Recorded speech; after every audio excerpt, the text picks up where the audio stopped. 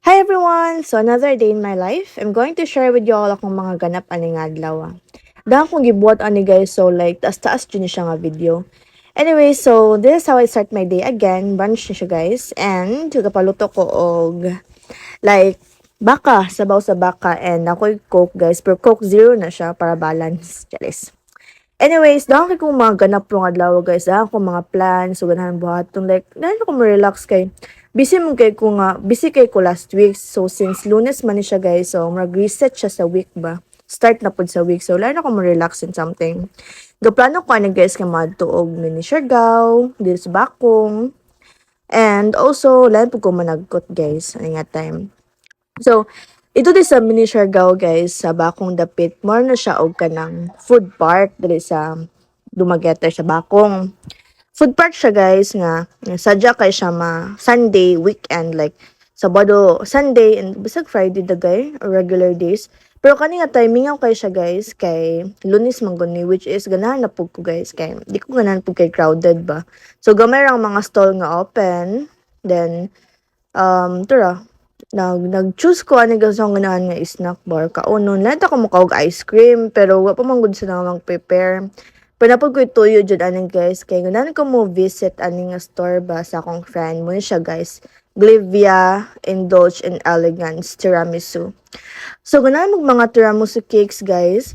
Visit aning nasa sila sa pinakalas guys doon sila aning stall sa kuan Ilocos Empanada. Muna yung mga available flavors. Daghan pa guys. Lami kayo guys as in like ni buy ko ani guys pero akong siyang i-take out kay lahan ko nga ibutang siya sa freezer o sa ba para gahi siya. Lami kayo siya guys, I guarantee you. So sulit jud siya. Kung mo visit guys ug mo try adto mo sa mini Siargao sa Bakong. Then nara sila igto murag 7 days a week jud sila magtinda. So visit ra mo ito guys. After na mo mag-take out kay nihapit mi diri sa kaning unsa pangalan anong galit niya. Mura ni siya kanang calamarisan ni siya guys. Sikat ni siya nga calamarisan. Usually sa mga snackan, sa mga eskwelahan, there is around Dumaguete. Yan. So ni snack napo ni siya nga stall diri sa mini Siargao sa Bakong. So ni snack mi diri kayot guys. Then namin nakita diri guys nga kani mo siya ang uso nga sa Manila nga street food gali. Pusit siya nga murag bulad nga pusit then gisugba nya suka nga daghan kayong sibuyas. So na-try ko ani guys, ako siyang gi-grab din ng opportunity since para po ko like na makasuya ba siya makita na ko mga video sa reels, mga video nga sa mga tao gikan sa Manila or somewhere nga sa rin ani ba. So far guys, ang lasa niya is more siya regular nga bulad nga more siya regular nga bulad nga kuan nukos something na. So, pero lamin siya guys, like regular nga bula din na, mo siya feel. Then after ato guys, since pag-uli na mo, nilo na mi ato guys, kay like hapon na mga siya pa ng gabi iba. Pag-uli na mo, kay usa ko ni ulis among kanihapit sa ako dali sa cathedral. So, bago na ni among Bell Church dire guys, gikuha na siya nang gi-renovate. Then, nalagkot ko diri karit guys, of course, magpasalamat, and then, pagpangayo po dog pasaylo at the same time.